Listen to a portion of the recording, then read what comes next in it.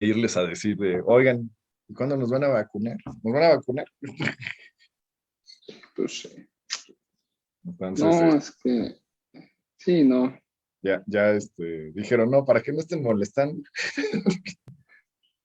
Sí, para que no estén diciéndonos, de que no estén pues no. diciendo que la vacuna y que no sé qué, ahí va el correíto de... Sí, sí, Pero sí, mira, así quién está. sabe, porque yo siempre, lo de la vacuna, no sé, mira, yo lo que veo, Ya vamos a no sé. comenzar, perdón, amigo. Ya vamos Ah, bueno, a. adelante, ya. Ahorita te Tú me, platicamos, ¿sí? tú A me ver, vamos dices, a esperar. tú me dices. Aquí que ¿Cuánto nos den, dura, Danis. Carlos? Una hora, ¿Una horita? Ah, sí, una horita. súper. Rápido se nos va a ir. No, sí, te digo que el tiempo se va. Sí, a veces quisieras que durara más, ¿verdad? Sí, no, tengo que de repente yo me levanto siempre muy temprano, 5 de la mañana. Vamos a comenzarle. Vamos a comenzar. Vamos a empezar. Bueno, pues empecemos. ¿Qué tal, amigos de Tendencia Legal? Un gusto estar con ustedes un miércoles más. El día de hoy, en nuestro horario matutino, ya me confundo si es vespertino, matutino, ¿verdad?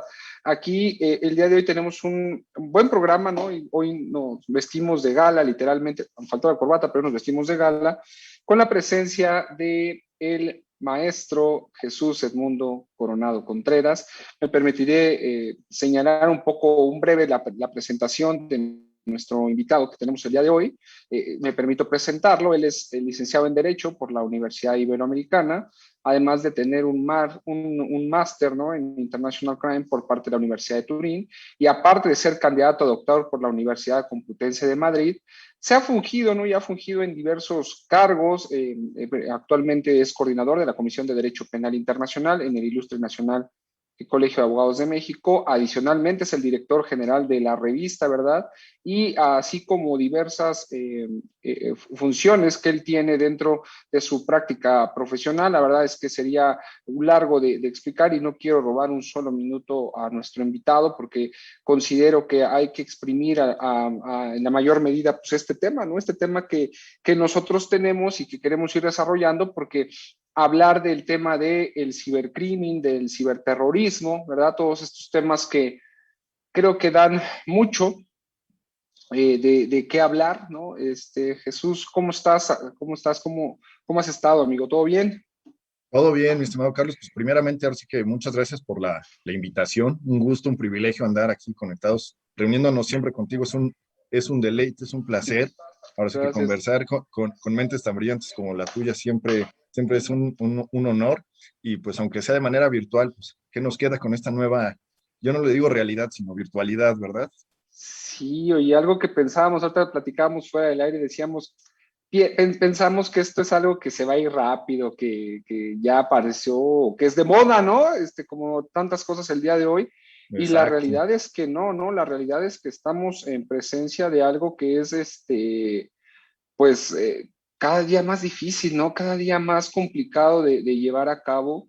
Y bueno, como bien dices, la virtualidad, ya ni siquiera la nueva modalidad, yo creo que esto ya llegó para ser parte, ¿no? Ya llegó para en realidad ser parte de la forma en la cual trabajamos, estudiamos, aprendemos y acoplarnos, ¿no? Y de ahí justo mucho el tema que fue el boom, ¿no? Un boom que ayudó a este tema que vamos a platicar, que es el tema del ciberterrorismo, la ciberdelincuencia, Exacto. porque por ahí de abril, mayo del año pasado nos topamos con la mención de Grupo de Acción Financiera Internacional diciendo, hey, aguas porque están los cibercrímenes al rojo vivo.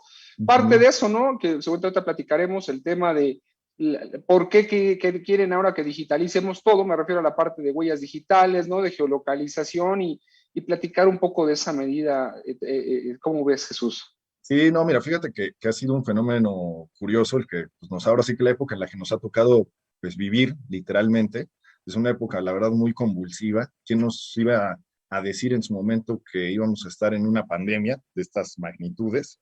Que nos iba a tocar vivir algo de semejante magnitud y sobre todo, mira, lo que ha tenido es que ha intensificado, se intensificó la dependencia en la tecnología. O sea, lo que nos llevó esta pandemia fue a eso, a que la dependencia en la tecnología se multiplicara, se viera más lacerante que nunca. ¿Por Uh qué? Porque -huh. al final del día el mundo entero se tuvo que encerrar. O sea, parecía algo literalmente de ciencia ficción que yo creo que ni el más orwellista de los fanáticos hubiera llegado a imaginar que en 2020 el mundo entero iba a tener que sucumbir ante una enfermedad, ¿no? Y encerrarnos. Sí, Y para poder seguir desarrollando muchas de nuestras actividades, las que eran posibles, pues tuvimos que recurrir a estos nichos, a estos entornos digitales. Pero mira, ahora sí que hemos estado con la tecnología, yo creo que desde que el ser humano inventó la famosa rueda, de ahí yo les puedo decir que la innovación no ha detenido al ser humano, siempre hemos estado buscando incursionar en algunos aspectos o algunas herramientas que simplifiquen nuestra vida, ¿no? Pero parte de esa llamada espada de doble filo, que yo les digo, que es la tecnología no distingue entre bien y mal, entre positivo y negativo, ¿no? Entonces, al final del día, pues esa herramienta que nos busca simplificar algún aspecto de nuestra vida cotidiana, principalmente, pues también puede ser utilizada con un fin negativo, ¿no? Entonces, ahorita como tú muy bien lo introducías, esta nueva virtualidad, literalmente, esta dependencia en el uso de la tecnología, pues nos ha llevado a eso, ¿no? Porque también yo siempre les digo a mis alumnos y a los colegas ahí en la práctica, que donde hay sociedad, pues hay derecho, ¿no? Siempre nos ah, dicen eso. Pero pues en toda sociedad tenemos a la tecnología también, ¿no? ¿Cómo le hace el derecho para ir a la par de la sociedad de la tecnología, ¿no? Sea, ahí tenemos un pequeño gran dilema. El derecho, pues yo les digo siempre, no es una carrerita, no es una carrerita porque esa carrerita la tendríamos perdida, sí, la tendríamos perdida, pero no por ello no quiere decir que no regulemos, que no busquemos la manera de coexistir de la manera más armoniosa, porque, a ver, yo usando justamente un ejemplo tecnológico, los aviones vuelan mucho más rápido que las águilas, ¿no? sí, Pero no por eso las águilas dejan de volar. claro. Sí, sí, sí, Entonces, claro. lo mismo nos pasa con el derecho y la tecnología. Yo una vez discutía, hace varios años, hace ya varios años, porque hemos traído este tema ya desde hace mucho, y él me decía, no, Jesús, es que la tecnología no se puede regular, hay que dejar que la tecnología se autorregule. Yo le contraargumentaba y le decía, mira, eso es muy peligroso, es que valiente opinión y muy apreciada, pero yo no la compartía porque yo le decía, mira, si dejamos que la tecnología se regule solito, ¿qué va a detener el día de mañana que en mi ventana, en vez de tener un pájaro, yo tenga un dron? ¿No? Ese dron, ¿qué está haciendo? Hay un ejemplo muy, a los que les guste pues, el fútbol, el panball, de un entrenamiento que hubo, que fue noticia hace muchos años ya, en Inglaterra, con estos entrenadores de fútbol que ahora tienen un papel muy protagónico y demás, ya no son solamente los jugadores, ahora también son los entrenadores de fútbol. Y uno de ellos, no recuerdo qué equipo era, si era el Manchester United o el Arsenal, uno de ellos, se quejaba de que el otro equipo espiaba sus entrenamientos con un dron. Decía, es que estoy en los campos y llega alguien y me espía con un dron, ¿no? Y se hizo todo un escándalo en Inglaterra porque decían, no, pues es que ve a los drones, ¿qué le pasa, no? Ahorita que tú decías el tema de la geolocalización, se vuelven temas, la verdad, muy apasionantes, muy Sí, cuestionados, porque además tenemos esa colisión de derechos. Ahorita, como tú muy atinadamente señalabas, por ejemplo, con el dato de los famosos biométricos, ¿no? Estos registros y todo eso, porque al final del día se nos da una colisión de derechos muy importante, porque la autoridad, por un lado, ahorita que tú anunciabas también el famoso Grupo de Acción Financiera Internacional, pues, ¿qué debemos anteponer? ¿Nuestra privacidad, nuestras libertades o la seguridad? Porque todas estas cuestiones, por ejemplo, en el caso, y lo hemos platicado tú y yo varias veces en varios escenarios, tanto físicos como virtuales, dirían, con el tema, por ejemplo, de prevención de lavado de dinero, ¿no? Que va muy de la mano de estos temas, porque al final del día decimos, bueno, yo estoy literalmente facilitándole a la autoridad toda mi información se la estoy proporcionando. ¿Realmente hasta dónde llega mi obligación yo de ser un facilitador en el trabajo de la autoridad? ¿No? ¿Por qué no la autoridad dirían, ahora sí que en una postura muy extremista dirían, ¿por qué no la autoridad hace su labor de inteligencia financiera? Porque ellos no hacen una investigación. O es tal el fenómeno, estos fenómenos delictivos, como es justamente, por ejemplo, el lavado de dinero, que escalan a una magnitud tan grande que es de, oye, pues ya no necesito nada más la intervención de las autoridades, necesito la cooperación de los mismos particulares que me apoyen en hacer frente a este tipo de situaciones. En el claro. tema de ciberdelitos nos pasa algo similar, porque si vemos, por ejemplo, nuestra regulación, en México ya tenemos ciberdelitos contemplados. por ejemplo. El tema es, volvemos a la discusión inicial, la tecnología y el derecho a qué velocidad van, porque cada día tenemos una herramienta Atrasados. nueva, ¿no? Y cada día tenemos una herramienta nueva, ¿no? Cada día nos Sí. sorprenden con alguna cuestión innovadora, con alguna herramienta, con alguna aplicación o las dos, ¿no? ¿Hasta qué punto llega el derecho a lidiar con eso, ¿no? Porque ahorita, por ejemplo, tú y yo y los demás miembros del auditorio nos podemos ver gracias a la tecnología. Sí. Estamos en un entorno digital, estamos dentro del mundo digital. Podrías estar tú en la Ciudad de México, podría yo estar en Timbuktu. No necesitamos estar en un mismo entorno físico como anteriormente lo estábamos. Entonces, nuestra coexistencia, nuestra interacción, yo siempre lo he dicho, ya no va teniendo esa incidencia local nada más. Nuestro accionar propiamente va teniendo ya una repercusión de carácter global. Tú y yo, por ejemplo, que somos asesores, tanto de empresas como de diferentes clientes, por ejemplo. Cada vez nos tocan clientes y eso es un fenómeno al que también no le podemos ahora sí que poner un freno. El famoso freno de la globalización, ¿no? Porque cada día nos llegan ahora sí que clientes o españoles, o franceses, o italianos, o estadounidenses, o rusos, o de toda nacionalidad, ¿no? Porque se Sí. ha aperturado el comercio, se ha aperturado el comercio. Nuestra sociedad ya es una sociedad globalizada, no la podemos negar. No podemos simplemente, como dicen, cerrar la puerta y decir, no, yo nada más con nacionales. ¿Eh? Aquí puro producto mexicano, ¿no? Aquí puro mexa. Ya no podemos hacer eso, ya no podemos hacer eso, y menos en este tipo de entornos, ¿no? Porque yo les digo, este ciberespacio, este lugar que aparte es muy intangible, porque no es como si dijéramos, ah, estamos en la Ciudad de México, ahora estamos en el ciberespacio, ¿no? Es un intangible, no lo vemos, pero coexistimos con él, ¿no? Claro. Coexistimos con él. Tú tienes una identidad digital, tienes un patrimonio en entornos digitales, tienes una privacidad.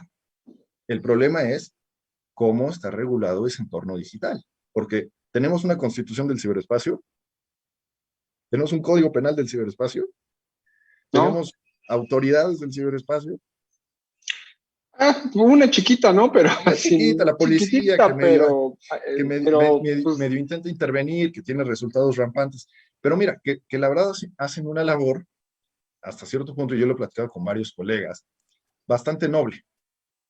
Porque mira, en nuestro país, y es algo que es un fenómeno que afortunadamente pasa en todas partes, el famoso canto de las sirenas. Nos dicen que estamos haciendo bien las cosas y parece que ahí ponemos el punto final, ¿no?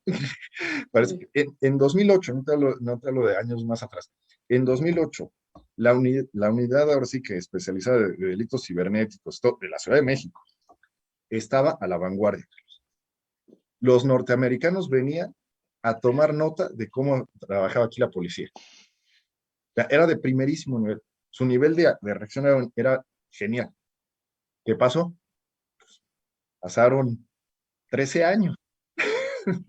con uno te quedas atrás, ¿no? Exacto, recortes presupuestales, ajustes, cambio de personal, política criminales diferentes. Traemos 13 años de rezago. Entonces, nos pasó eso. Hay una frase famosa de Winston Churchill, por ejemplo, que dicen que el éxito y el fracaso son temporales. Son temporales. Y el éxito no nos debe de marear, tampoco debe ser permanente, porque si no, nos pasa eso, el canto de las Claro. sirenas, y creemos que todo lo que hacemos es bien.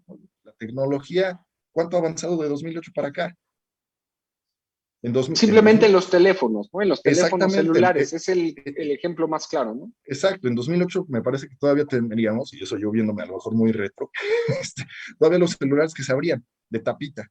Sí, que eran los más fabulosos o los que bajabas la tapa, ¿no? A lo Es mejor hace, no sé, no, sí. ¿Sabes qué estaba la época, el boom de las BlackBerry, por ejemplo, el ¿no? boom de Que las era, BlackBerries. era el boom de las BlackBerry en esos años, Exactamente. más o menos.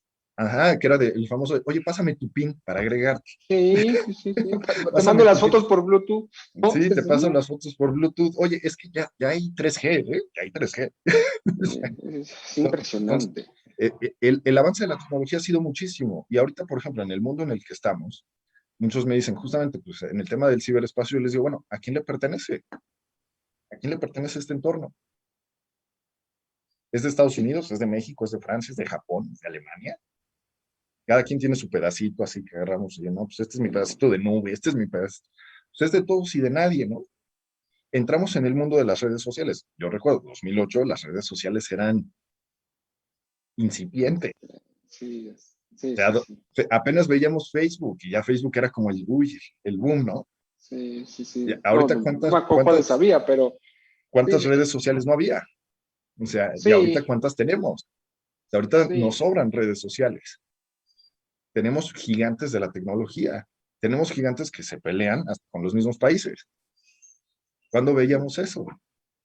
No, nunca. Y ha avanzado, creo, a pasos agigantados toda esta parte. Y creo que de ahí creo que podría venir un primer cuestionamiento es, Ajá. ¿a qué nos estamos enfrentando en la realidad en el tema de cibercriminalidad? ¿Cuáles son los temas? Porque a veces yo algo que he criticado, como todo, como tú dices, en el avance, ¿no? Las personas, los expositores, los conocedores de esos temas, muchas veces lo que yo he prejuzgado es que vienen y, ok, yo entiendo que a lo mejor vienes y has leído de Alemania, ¿no? Has leído de Estados Unidos, y quieres venir a implementar esas ideas, lo cual no está mal, es un tema de avance, pero no las razonas que algunos temas, como bien lo decimos, el derecho va más despacio, es decir, la rama del derecho viene más lenta, ¿no? Me quieren Exacto. hablar, por ejemplo, el tema hoy de geolocalización, ¿no? Por ejemplo, de estos datos de ciberseguridad y por ejemplo, a mí me sorprende porque yo veo cómo en el procedimiento penal, que fue la reforma hace 3 años, ¿no? 2018, si Ajá. no me Sí, equivoco, sí, sí, sí. cómo se tuvo que crear todo un argumento a partir del 16 constitucional para poder determinar en qué casos es viable la geolocalización y en qué casos no es y cómo debe de argumentarse. Y viene en contra una reforma que dice, claro, haz geolocalización, dice, Ujú. pero es que nada más será respecto de el momento en que ocupas la plataforma, La pero dice plataforma. es para llevar a cabo la vinculación a la comisión del delito. Pero el artículo 16 y la tesis, ¿no? Que existe una jurisprudencia dice Ujú. que tiene que ser en grado de continuidad para que Ya. pueda determinarse que es una prueba idónea. Entonces, ¿qué pasa, Jesús? ¿Qué está pasando? Es decir, ¿qué es la Mira, cibercriminalidad de terrorismo? ¿Qué pasa con todos estos temas? mira, es literalmente, yo les puedo decir, es literalmente yo lo defino en varias ocasiones, en varios foros, he tenido la oportunidad de ahora sí que de discutir estos temas. Yo les digo que es un kraken, el famoso mito este del kraken, Sí, que, claro. que, que es este como monstruo marino, mucho de la mitología, que era una especie como de calamar gigante que ya ves que absorbía los barcos y se los iba Uh comiendo, -huh. se iba haciendo cada vez más grande. Así tenemos este fenómeno de la ciberdelincuencia. Es un fenómeno que, mira, yo les puedo decir las frases o los viejos adagios que muchas veces nos decían las abuelas o los abuelos, muchos vienen, por ejemplo, del imaginario colectivo, pero entrañan mucha sabiduría. Muchos de ellos son de Erasmo de Rotterdam, por ejemplo. Y uno de ellos es, mira, la unión hace la fuerza, ¿no? Hablamos ahorita, por ejemplo, mucho del tema de delincuencia organizada. Es un tema que está súper de moda, ¿no? Súper Sí, de sí, moda. sí. Nos hablan por todos lados de delincuencia organizada. Yo les digo, pues la delincuencia organizada al final del día, si buscamos una definición tal cual, ahora es que muy estricta en la materia penal, pues nos dicen palabras más, palabras menos, ¿no? Es la unión de tres o más personas con un ánimo permanente y continuo de delinquir. Si yo me pongo muy estricto, eso es una empresa, ¿no? Con un objeto diametralmente opuesto, porque una es una cuestión lícita y otra es una cuestión ilícita. En un entorno como este, que es digital, que permite esa facilidad, donde la regulación, como te digo, es una regulación medianamente incipiente, porque cada país, de ahí sí es un fenómeno que ha sido a nivel igualmente global, ha intentado medianamente regular ciertos aspectos de esa interacción que tenemos en este entorno digital. El tema es que, volvemos a lo que comentábamos hace unos minutos, estamos en una sociedad hiperglobalizada. No es los mismos conceptos que tienen, por ejemplo, los amigos en Alemania, que los amigos en Japón, que los amigos chinos, que los amigos norteamericanos, que los camaradas soviéticos o los camaradas rusos, ¿no? O sea, cada quien tiene sus conceptos todavía muy enraizados. Nos traiciona hasta cierto punto muchas veces el nacionalismo todavía. Entonces, queremos atraer esa coexistencia, es la que también muchas veces ha facilitado que el fenómeno de la delincuencia crezca en estos entornos, porque se vuelven, como yo te decía, la tecnología no nos distingue ni entre bueno ni malo, ni positivo ni negativo. Simplemente se utiliza. Simplemente se utiliza. Cuando no tenemos una regulación adecuada, pues nos pasa en el mundo físico, ¿no? ¿Cuántas conductas delictivas, por ejemplo, no dirían, se quedan impunes? O encontramos vacíos legales, encontramos esos recovecos que muchas veces llevan a la caída de muchos asuntos, sobre todo en materia penal. Ahora imagínate trasladarlos a este entorno digital. Ahorita en el tema, por ejemplo, que tú decías de terrorismo, y por meternos literalmente hasta la cocina, porque dentro de todo el fenómeno de la ciberdelincuencia, pues literalmente si quisiéramos categorizarlos o hacer una especie como de pirámide, pues el fenómeno del ciberterrorismo es el que más afecta, es el más lacerante, es el que peores repercusiones tiene. Pero también ahí tenemos un gran problema, porque ¿qué entendemos por terrorismo? Porque nuestro concepto de terrorismo no puede ser, o no es, desafortunadamente, el mismo que tienen en Estados Unidos, que tienen en Alemania, que tienen en Japón, o que tienen en China, o en Corea del Norte, o en Irán. Porque al final del día cada quien lo está regulando de manera, pues, local.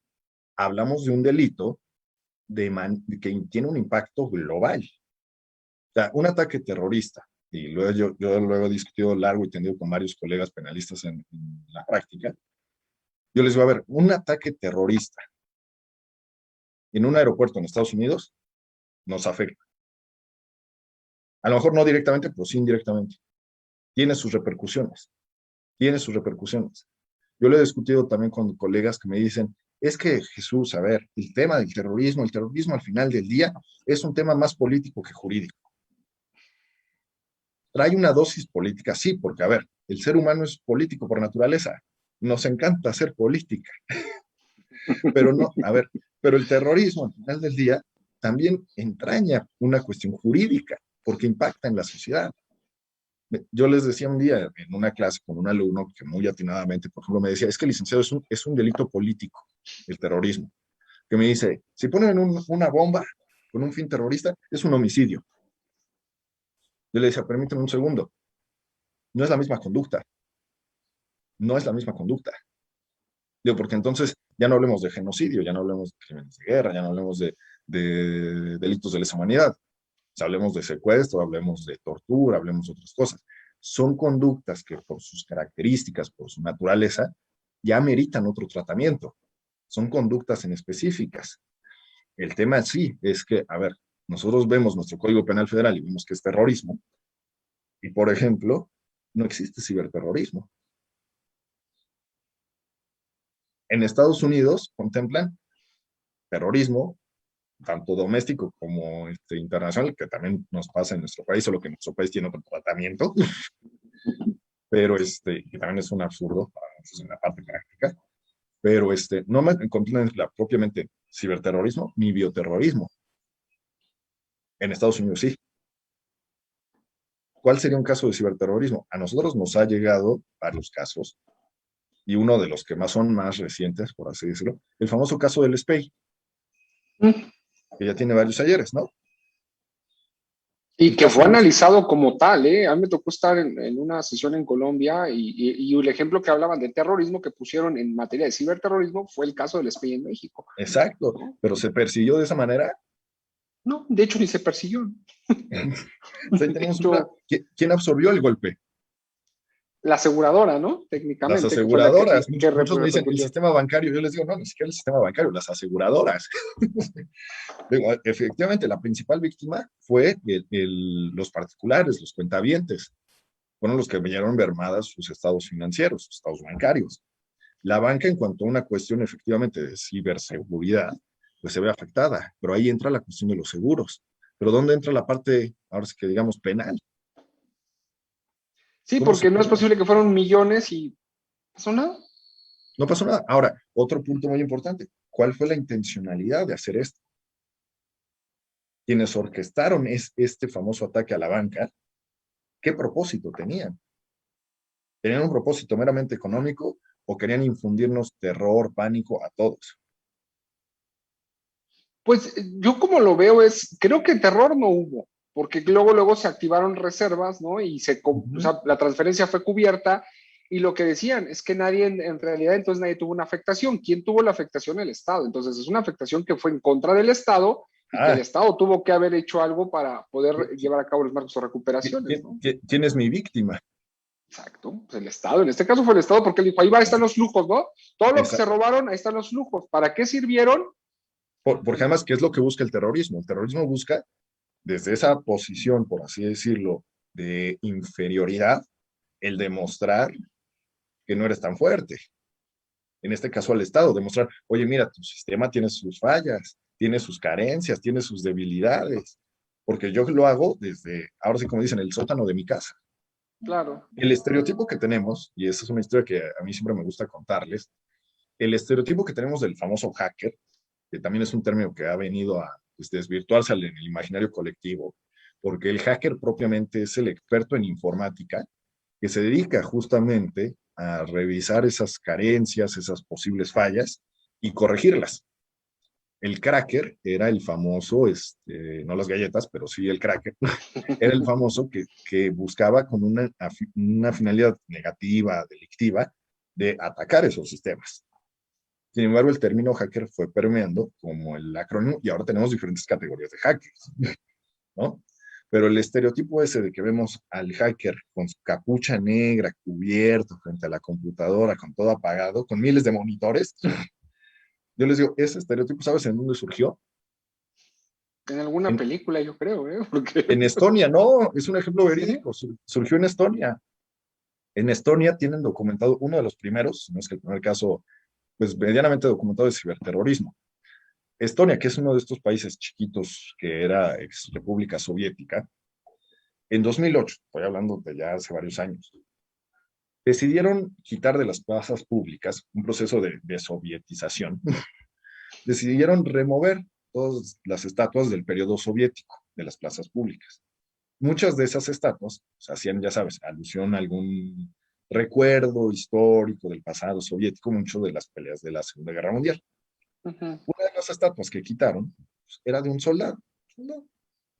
Sin embargo, pues en Estonia hay una comunidad todavía rusa que habita ahí. Pues a un pariente de este amigo de la estatua, pues obviamente no le cayó muy en gracia el de, oigan, remuevan la estatua de mi abuelo, bisabuelo, lo que fuera, ¿no? ¿Sabes cómo se tomó revancha? Atacando el sistema financiero de Estonia. Desde el sótano de su abuela, atacó y hackeó, literalmente en toda la extensión de la palabra, el sistema financiero de Estonia. Y lo descubrieron. Cuando la policía lo descubrió, era un chico de 17 años. Lo descubrieron efectivamente en el sótano de su abuela, todo apagado, con la capucha, frente a la computadora. Ahí nació el estereotipo del hacker. Esa imagen que ustedes buscan en internet, hacker, que sale chorros, mil imágenes. Sí. Sí, sí, sí, para fotos de El cibercrimen y es la primera que te sale, ¿no? ajá, el estereotipo, ahí viene. Y es un menor, es un menor. O sea, ¿con qué simpleza lo hace? Antes, ¿qué tenías que hacer? Vayámonos ahora, es como dicen en el tiempo, hace 40 años, ¿qué tenías que hacer para tener un ataque de esa magnitud? Pues no, no era viable, ¿no? Estás hablando del año 80 y 90, 91, ¿no? Sí, sin Cuando irnos digamos más que lejos, vinieron ¿qué las tenías que máquinas un hacer? poquito más adelante. ¿Qué tenías que hacer para afectar todo el sistema financiero? Y ahorita el impacto lo haces desde una computadora. Desde tu teléfono, hija, como desde el Sí, teléfono, desde ¿no? el teléfono. Entonces, imagínate la repercusión. Y no es que se requiera un día, me comentaban en un foro, me decía una colega, me decía, oiga, pero es que necesitas un conocimiento muy avanzado en este tipo de temas. Les digo, mira, desafortunadamente no, desafortunadamente no. Ya, un niño de 17, 18 años no es que tenga un conocimiento muy avanzado del ámbito tecnológico, sabe qué herramientas usar y cómo usarlas, pero no requiere una preparación, una dedicación muy exhaustiva para llevar a cabo sus fines. Entonces, eso es lo que lo hace peligrosísimo, sobre todo porque, como les decía, no es nada más que yo afecte, por ejemplo, el sistema local. En este caso fue un caso, si lo vemos, medianamente local. Pero ¿qué pasa si tenemos a un rumano que quiere afectar el sistema financiero colombiano? Porque lo han Fácil. hecho. Sí, claro. porque lo han hecho. En el caso de México, en el caso de México nos pasa mucho, por ejemplo, el fenómeno famoso del robo de identidad. Y yo lo he platicado muchas veces con varios colegas penalistas en la práctica y les digo, a ver, el robo de identidad como tal ni siquiera viene tipificado en ningún ordenamiento de nuestro país. Lo que tenemos es la suplantación y la usurpación de la identidad. Les digo, y eso no necesariamente implica un robo. Yo puedo sustraer tus datos, Carlos, sustraer tus datos, pero eso no necesariamente implica que yo te voy a suplantar tu identidad. Sí, no, no. O sea, No, se usan para muchos fines, ¿no? yo podría robar tus datos y decirte, ¿cuánto me das por recuperarlos? Y ahí estaríamos hablando de otra conducta delictiva, ¿no? Ahí estaríamos hablando de una extorsión, ¿no? Sí, es una extorsión. Sí, no estoy llevando a cabo la utilización, solamente tengo O yo, incautada o, también la o información. yo podría tomar tus datos y vendérselos a un tercero. Y ese tercero decida si suplanta tu identidad, si usurpa tus funciones, ¿no? Que ahí es donde creo que otra vez lo que está quedando también corto es todo el sistema de protección de datos personales, ¿no? En México no le damos la validez ni personalmente, ni institucionalmente, ni políticamente, no se le da el peso que requiere el tema de protección de datos personales. El tema de protección de datos personales está marcado como el número 2 en temas de riesgos en todas las organizaciones. Después de cibercriminalidad, sigue Exacto. protección de datos personales, luego sigue riesgo reputacional y luego de ahí para afuera los que gusten y manden. Pero los principales en México no los vemos. Cibercriminalidad, No los protección de vemos. datos y reputacional no nos interesa. No, Yo, no, por nos, ejemplo, ¿mande? ¿Mande? no, no les interesa. Y además, por ejemplo, el tema de protección de datos se vuelve muy delicado porque va de la mano de una cuestión de privacidad, ¿no? Porque ¿qué abarcan los datos personales? Y los cedemos voluntariamente sin ningún ton ni son, ¿eh? O sea, Bueno, en el dato de yo los les, biométricos, por ejemplo, se vuelve muy delicado justamente y muy espinoso el tema, porque uno dice, bueno, a ver, y sin ninguna bandera política, por ejemplo, pero la gente ahorita se niega, por ejemplo, a ceder ese tipo de información, ¿no? Pero se la cedemos a terceros. Jesús, les pongo un ejemplo siempre ahora en las prácticas fiscales que realizan las empresas internamente, en la cual Ajá. mándame tu constancia de situación fiscal, mándame la carátula de tu estado de cuenta. ¿Qué? Hoy, perfecto, yo te lo mando. Nada más que, ¿dónde está tu aviso de privacidad? ¿De qué va? Es que es parte de la relación, no, es muy claro. Dice que el contrato debe de amparar los actos que se van a celebrar, pero no otros tantos. La información financiera necesitas aviso de privacidad. Y Todo. Mira, simplemente no te das más lejos. Nos pasa, volviendo a los temas de prevención de lavado de dinero. Tú vas y sí, compras un automóvil, el que sea, el que sea. Te confiesan, ¿no? así. Te confiesan. O sea, solo falta que te pidan la cartilla de vacunación. Ese es un siguiente paso. Pero te piden todo, ¿no?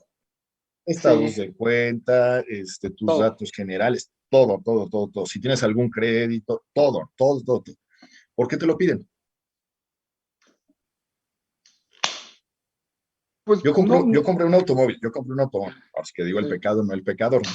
Compré un ajá. automóvil, no necesariamente un auto lujoso, un auto convencional, Un auto normal, sí, sí, un sí. auto, pero ahora sí que los vendedores y demás de automóviles, pues tienen esa obligación derivada de la legislación de prevención, ¿no? Claro. Integrar sus expedientes, ya sea presentar avisos, dependiendo, ¿no? Ya, no supuesto. Pero es el procedimiento estándar. A mí en ningún momento, como particular, me informaron, oiga, es que estamos integrando su expediente para prevención de lavado de dinero. Sí, no. Y yo se lo dije un día a la vendedora, ya también un poco en tono sarcástico, en tono irónico, porque le decía, oye, yo sé que lo están haciendo con este propósito, pero a mí en ningún momento me están informando para qué tratamiento le van a dar a mis datos. Sí, porque Les digo, tienen que decirte en el tratamiento de datos personales. O sea, exacto, de les ahí que digo, hemos dicho que va de la mano va de la un mano. tema con otro, ¿no? Exacto, yo les digo, a ver, yo sé que lo hacen con esos fines.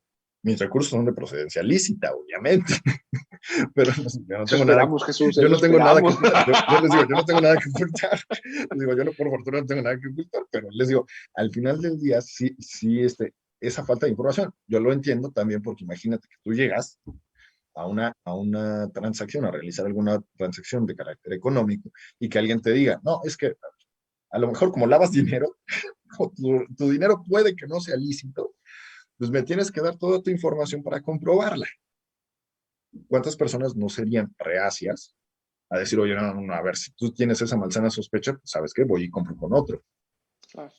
voy y adquiero con alguien más, alguien que no me esté acusando de que yo soy un delincuente, ¿no? Oye, y aparte, por ejemplo, digo, ahorita que estamos hablando de este tema con lavado y demás, eres reacio a, no te va a dar mi INE, ¿no? No te va a dar mi IFE cuando sé que son datos que puedo obtener de alguna o de otra Mira, forma. ¿Estás de acuerdo?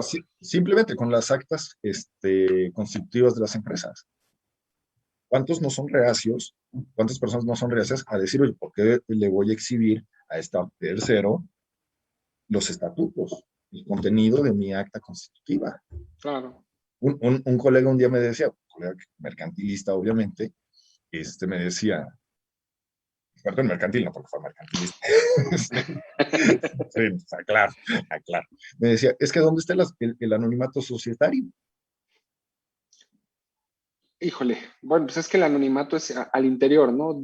Como ya ha evolucionado, Parece al interior, ¿no? es esa partición que algún día tú y yo platicamos en una llamada que Ajá, teníamos del derecho, cómo evolucionó, o sea, ya no es lo mismo, o sea, ya no es yo lo creo que la mismo. reforma constitucional de 2010 lo que no ha dejado entrever mucho es que es el Estado y en determinadas conductas, el anonimato no puede ser respecto al Estado y se supone que, por ejemplo, en tema de prevención, la información que captas es para el Estado, no es para ti, es para No, cuando el Estado te la requiera, la lleves a exacto. cabo, No, ¿no? y es una cuestión de seguridad, ¿no? O sea, el que yo transparente mis estados financieros como sociedad, supuestamente, es para prevenir este tipo de actos ilícitos que tienen como víctima, ¿qué? El sistema financiero, ¿no?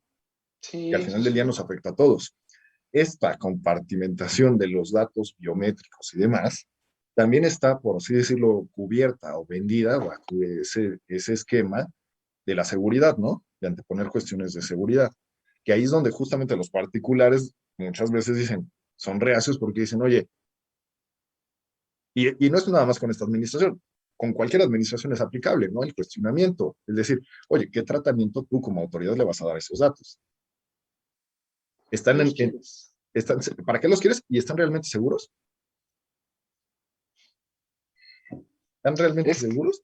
Sí, es que, pues digo, yo para mí ese tema, y digo, estamos hablando mucho de datos, amigos que nos escuchan, porque Ajá, los temas de cibercriminalidad, o sea, en cualquier estado van de la mano con el debido cuidado en los temas de protección y privacidad que se debe exacto. tener como persona. O sea, el hablar del dato biométrico es hablar del dato que tiene como característica la identificación indubitable del sujeto el cual está llevando la característica. Es decir, a lo mejor todavía el INE, pues igual y como decía hace rato Jesús, nos suplantaron en identidad, igual y no salgo bien, me explico, trae algún Ajá, dato erróneo, pero hay pero datos aquí como no. los datos personales, porque los sensibles son para mi honra, ¿no? Mi respeto hacia mí, pero los Ajá, biométricos son para que no haya duda, ¿no? Datos biométricos como el iris, como las huellas dactilares, como los lóbulos temporales, como los lóbulos del, perdón, del sí.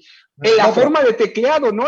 Esto, aunque no lo ajá, crean, esta cosa detecta el nivel de tecleado y es un dato biométrico, entonces es no, elemento fidedigno, ¿no? pero mira, al final del día también se vuelve un tema muy, hasta cierto punto, irónico, en el aspecto de seguridad, justamente, porque volvemos al punto, cuestiones como el iris, cuestiones como la huella digital, muchas veces nos lo vendían como infalible, ¿no? Como que era lo más seguro.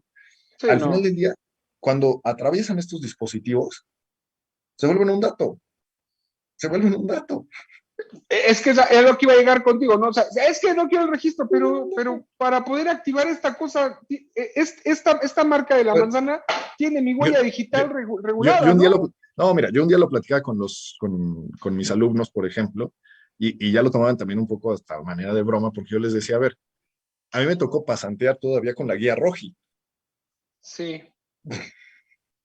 ¿Cómo era sí, la guía claro. Roji? O sea, la guía Roji era horripilante porque era un libro, Sí, sacaba los mapas, ¿no? Y pásate sacabas los al mapas, otro, ¿no? Porque no te ajá, acordabas. Ajá. y era horrible cuando te tocaba medio mapa en una parte y tenías que dar chorros mil vueltas para darle con el otro, ¿no? Sí. Y que aparte fue una belleza cuando no podía doblar. Si no, antes estabas con el famoso libro aquí entre las piernas manejando. Sí. Sí, Yo les sí, digo, sí. ahorita cuántas aplicaciones no tienen de, sí, quiero ir a la dirección que me señaló Carlos, me pidió que entregara tal documentación, ¿no? Y llegan con el Waze o llegan con Google Maps. Están cediendo su ubicación, ¿no? Queda registro de, sí, Jesús se fue de las 10:44 a tal hora, salió de tal lugar hasta tal lugar, llegó. Bueno, los sistemas ahora de películas, ¿no? Y te mandan, oye, en tal lugar se está usando tu clave en tal lugar, o sea, usaste tantos dispositivos activados en tales lugares, o Exacto. sea, Netflix sabe Tienes, cuántas teles y en dónde las mira, tienes. simplemente Microsoft, que tiene uno de estos Eh, sistemas, que te dan tu diario, que te dice, oye, hiciste estas actividades en la computadora. Ahí está la huella digital. Ahí está la huella digital. Puedes activarlo o desactivarlo, efectivamente, pero está activado por defecto, ¿no? sí, pero vamos más allá, ahora con esta reforma de teletrabajo, ¿no? ¿Vas a activarlas? Vas a activarla, ¿Quién va a tienes que ser el activarla. poseedor de los datos, sobre todo porque los sistemas que sabemos que ya existen a nivel mundial, ¿no? En lo cual te van a servir para que te detecten qué trabajó, qué hizo de trabajos, dónde estaba, cuánto tiempo estuvo prendida la computadora. Exacto. Es más, hasta puedes tenerlos con la cámara visoreando, ¿no? O sea, se activa la Ujú. cámara, ellos mismos Sí, activan. sí, simplemente muchas empresas cuando llegan e instalan su internet en los domicilios de sus trabajadores, pues ya hay una cierta codependencia ahí. Claro, Es una extensión del centro de trabajo. Para sí, los que les gusta el derecho laboral, es una extensión del derecho, ahora sí que del centro de trabajo. claro. Entonces, Sí, sí, sí. se vuelve todo un tema porque además, a ver, lo que decimos, yo siempre les digo que este ciberespacio, Carlos, al final del día se vuelve una realidad de espejo. Es una realidad de espejo, porque mucha de nuestras interacciones aquí tiene una repercusión en el mundo físico. Ya, nos roban la identidad, por ejemplo, que es un fenómeno que pasa muchísimo en nuestros países, desafortunadamente, tiene una repercusión en el mundo físico. No se limita nada más a estos entornos digitales. Sí, Se ¿no? vuelve una caja de Pandora, efectivamente, porque ¿cuántas identidades puedo tener en el ciberespacio? O sea, yo me ¿Cuántas, puedo... cuántas claves, cuántas contraseñas y cuántas claves tienes para cuántas aplicaciones? No, Ahí está, son tu número. yo les hacía un día el ejercicio con mis alumnos y les decía, ¿cuántas cuentas de correo tienen? Cada una es una identidad.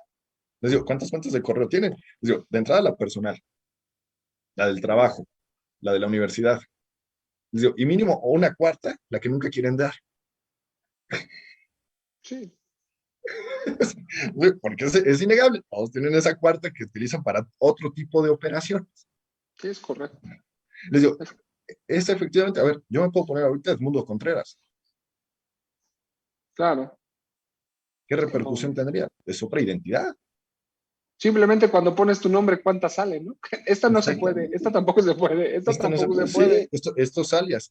Y entonces acabas poniéndole, sumándole tus números de fechas de nacimiento, ¿no? Entonces, pues, Exactamente, exactamente. Empiezas a sumar. Mira, a mí me pasó un fenómeno curioso hace un par de semanas, porque Jesús Coronado, la verdad, es un acrónimo muy, un alias claro, muy, muy común, común, digámoslo, a claro. nivel mundial.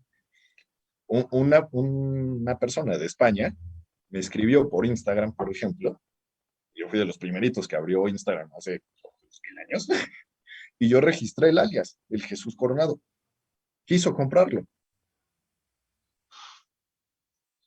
Lo que ahorita tú decías atinadamente de la evolución del derecho, a nivel de la propiedad intelectual, puedo registrarlo, ya es una marca. Es que se vuelve, es que ahora creo que lo que está mal es que no lo vuelvas una marca, porque de verdad Exactamente. hay empresas, digo, tú lo sabes, que bueno, se Ajá. han acercado, según te ha tocado el caso, oye, es Sí, que sí. quiero esa marca. ¿Por qué? Porque es lo que yo, así me quiero identificar. Es un capricho, ni siquiera porque esté posicionada, es el gusto, Es porque el registro. mercadológicamente nos hemos dado cuenta que Ujú. atrae, puede atraer más gente, ese Te tipo de cosas posiciona, que, te exacto. posiciona, te posiciona simplemente. Ahora, te atacan, te hackean tu cuenta. Ya estaríamos hablando también de un delito en contra de la propiedad intelectual. Técnicamente sí, ¿no? O como no tiene un ámbito de lucro, se cae. No, yo creo que no, porque al final de cuentas es un derecho patrimonial, ¿no? Es como cuando tienes un cuadro y lo guardas, pues, y que te lo quieras robar es mío, o sea, al final de cuentas es mío, ¿no? Entonces, Pero se vuelve un dilema, ¿no? ¿Cómo explícale a la autoridad esta situación? sí, yo creo que también ahí la evolución en el derecho penal va a tener que llegar tarde que temprano, aunque a mí no me gusta, ¿eh? Yo no soy de los que piensa que debe ser como el sistema anglosajón, valoro mucho el sistema germánico-románico, Mira, eh, pero es que tiene, los delitos van tan en avanzada que no te da tiempo de reformar todo. mira, sobre todo el tiempo de reacción. ¿Eh? El tiempo de reacción, tú hace rato decías que México es de los que más padece efectivamente estas cuestiones de vulneración de datos, de daños a lo que es tu imagen, a tu reputación, a tu privacidad. En todos esos casos, ya me ha tocado ver varios en la práctica, en los que dices, oye, es que ¿cuál es la respuesta reactiva? Parece que la reacción por parte de la autoridad es muy lenta, porque el día de mañana, y no estamos exentos ninguno de los que ahora sí que estamos presentes a ese tipo de situaciones. El día de mañana te abren una página de internet que menoscaba tu imagen, ¿y qué haces?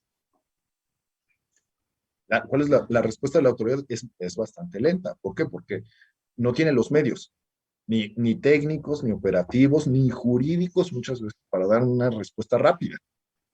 Terminamos entrando en soluciones de qué tipo? Extralegales. Extralegales que muchas veces rayan también en ese límite que tú muy bien conoces de lo legal y lo ilegal también. Claro. Porque llegar y dar de baja un sitio de internet que implica y qué escalada tiene y qué escalada tiene. Entonces, como tú dices, la evolución del derecho tiene mucho, mucho que dar. O sea, a nivel teórico, yo les digo, a nivel teórico es apasionante, apasionante estos temas. A nivel práctico es preocupante, literalmente, porque te da miedo la tecnología, te da miedo la tecnología al final del día, porque dices, oye, pareciera, y muchos lo hemos llegado a, como dicen, a reflexionar, es decir, pues sí, mira, imagínate ponerle un freno a la tecnología, tampoco podemos llegar a eso, tampoco podemos llegar a ese extremo de decir, oye, no, no, no, ya, párale, párale, aquí, no, no te pongas de creativo, ya no inventes más cosas, ya no más dispositivos, ya no me hagas esto con más aplicaciones, ya no me hagas esto Claro. con más aplicaciones.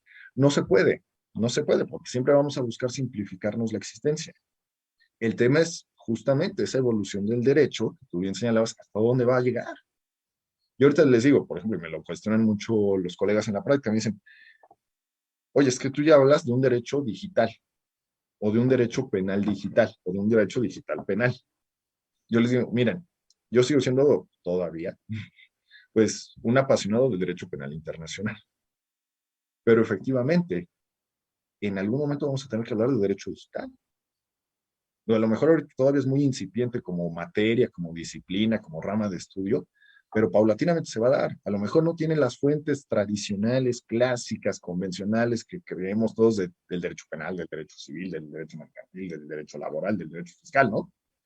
Pero paulatinamente lo vamos a tener que tener, ¿no? O sea, esa realidad de espejo de la que yo te decía ahorita, a ver, tiene una incidencia en todas las materias. Ahorita mencionamos propiedad intelectual, pero mencionábamos cosas de mercantil, cosas de administrativo, cosas de civil, cosas de penal. Entonces, al final del día es una realidad a la que no podemos literalmente cerrarle la puerta y decir, no, ¿sabes qué? Yo hasta aquí, yo de la tecnología me bajo. Y fíjate que, no sé si viste que ayer se presentó en Cámara de Senadores la reforma a Código de Comercio y Ley General de Títulos y Operaciones de Crédito, que habla de todo este tema del manejo de la firma electrónica avanzada, ¿no? Exacto. Que yo siempre también, ¿cómo les hago burla? Es que piensan que la firma electrónica avanzada es algo que, perdón, pero se las andan dando a todos, ¿no?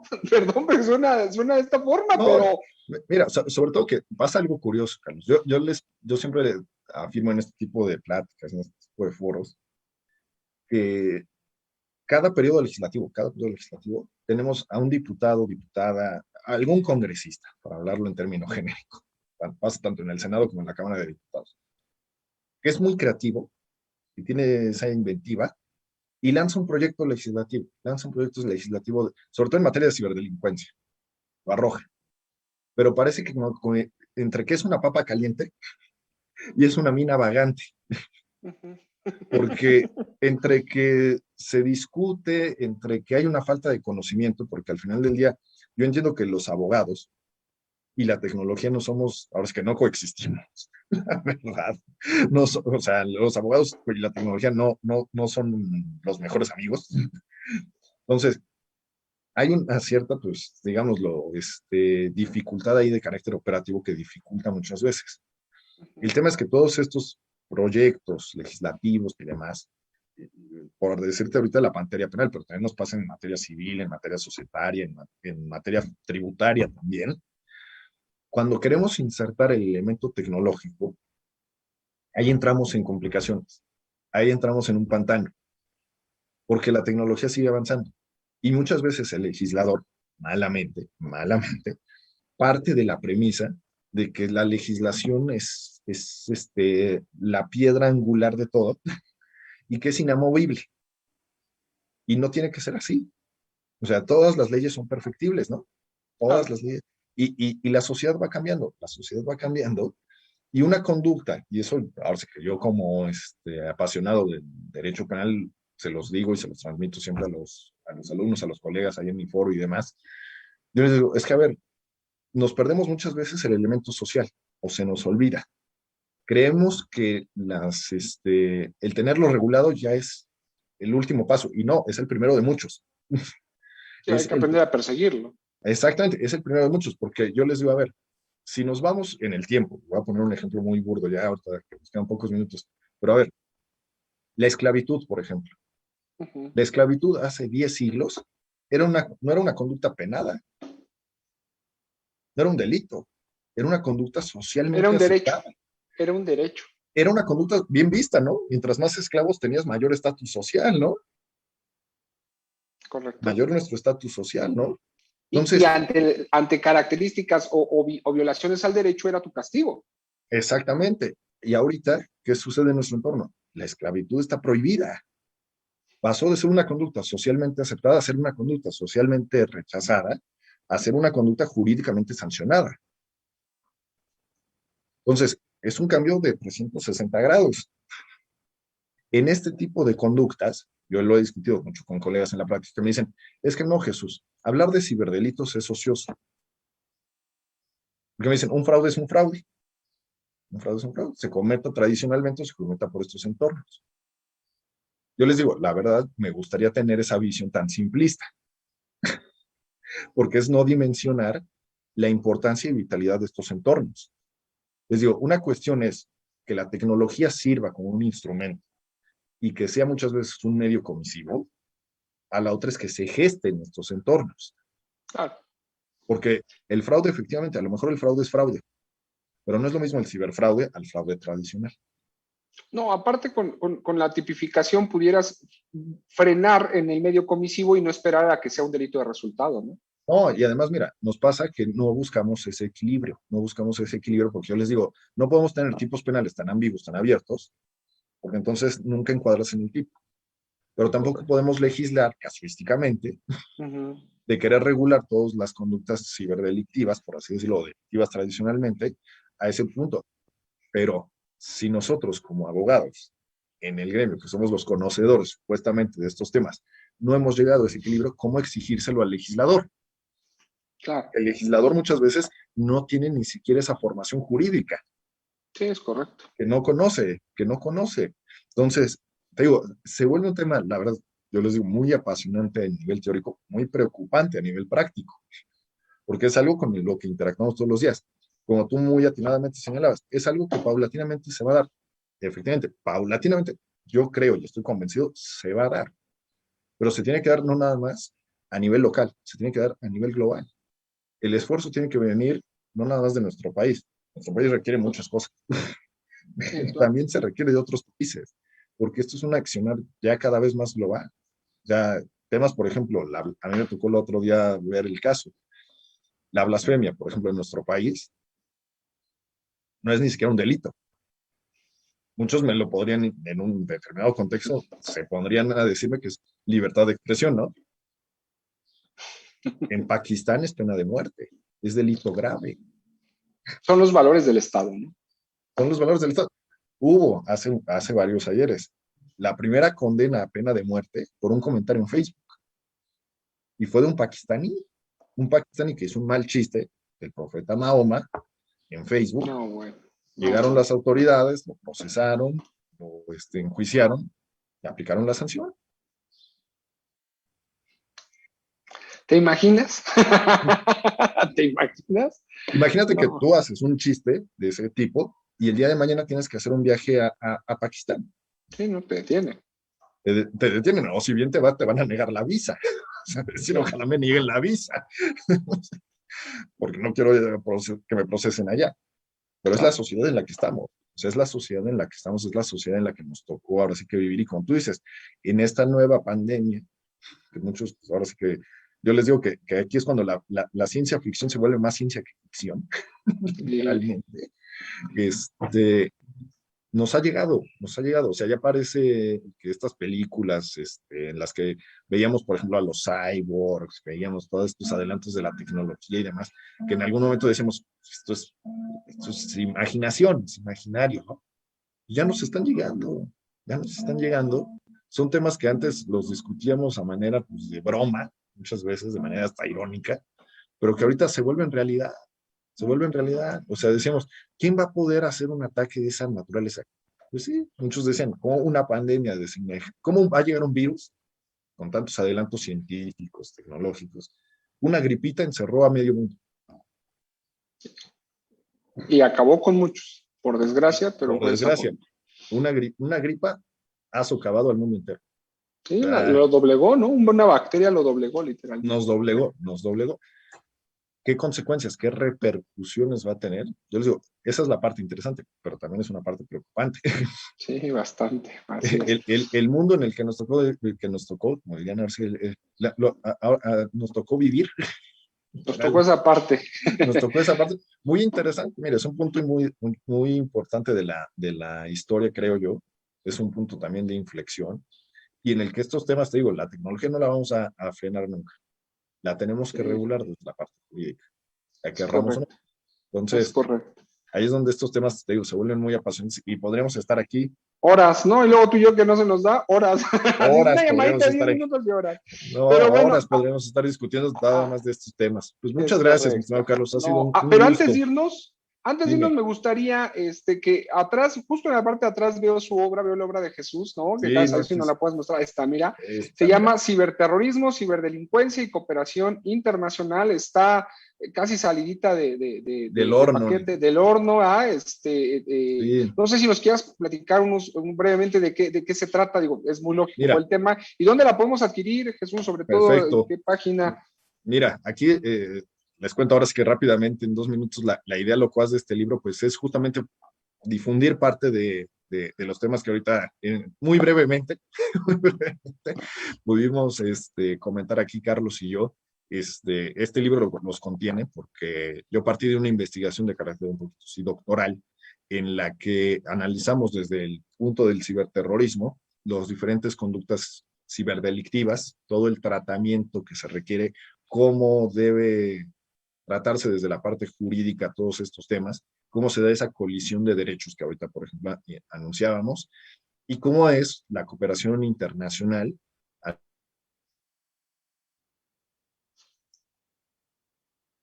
Bueno, bueno. Se nos cortó de momento, Jesús. Se nos cortó de momento, pero es que justo Ya. cuando hablé de cooperación internacional se cortó Internacional dijo, no, esto ya no, no, no, adelante, adelante, me lo adelante, cortaron continúa. ahí, me lo cortaron ahí. No, no, para nada, continúa, Ya estaba yo continúa. hablando de temas espinosos. No. Y cómo la cooperación internacional se vuelve también, ya no nada más se vuelve una herramienta indispensable, literalmente, para este tipo de cuestiones. Y el libro, pues mira, lo pueden adquirir con la editorial de manera digital en smarteca.com.mx, que es la plataforma de la editorial Wolters Kluwer, que tiene el sello Bosch México. Ahí la pueden adquirir en digital. En manera física está también, me parece, en la librería Di Juris. Lo pueden conseguir también ahí haciendo el pedido, inclusive por internet.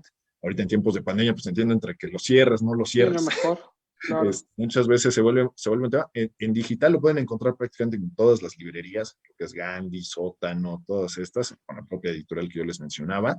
En esta editorial con Dijuris tiene la distribución en físico ya. Ahorita con Ok. temas de pandemia, como les digo, se vuelve un tema muy complejo entre los envíos, entre si abren, cierran las tiendas, todo eso, pero lo pueden encontrar en digital y en físico. Ahí no, la recomiendo no solo porque ser el autor, sino porque hay necesidad Vale de la hablar de pena. estos temas, vale Sí, la pena hablar de estos temas. Es mera, una mera aproximación justamente a lo que es estos temas que nos dan, mira, para para, largo, para largo y para tendido, y que largo. seguramente, no, mira, seguramente nos van a seguir dando de qué hablar en este futuro, yo digo no lejano, ahora sí que futuro inmediato. No, ya inmediato, es correcto, es correcto. Ya, Pues ya no el día de Jesús, mañana, el día de hoy. eso sí. Pues bueno, amigo, te agradezco muchísimo, la verdad. Hombre, Ojalá no sea la última vez que estés con nosotros aquí en Tendencia Legal. con Y todo gusto podamos, las ¿verdad? Yo veces que creo que ustedes quieran. este tema nos va a dar para estar en futuras ocasiones aquí que estés con nosotros. Y no me resta más que agradecerte tu tiempo, la colaboración Hombre, un para gusto. conmigo. Y bueno, pues amigos, cuídense mucho y cuídate mucho, Jesús, que estén todos muy bien. Y nos Igualmente, vemos, un tenemos gusto. programa hoy por la tarde en Tendencia Legal, directamente en el canal. Y nos vemos dentro de 15 días aquí de nuevo cuenta en Inacid. Hasta luego, que estén muy bien. Hasta luego, Jesús, que estén Igualmente, muy bien hasta todos. luego, un Hasta abrazo. luego. Bye. Hasta luego, bye.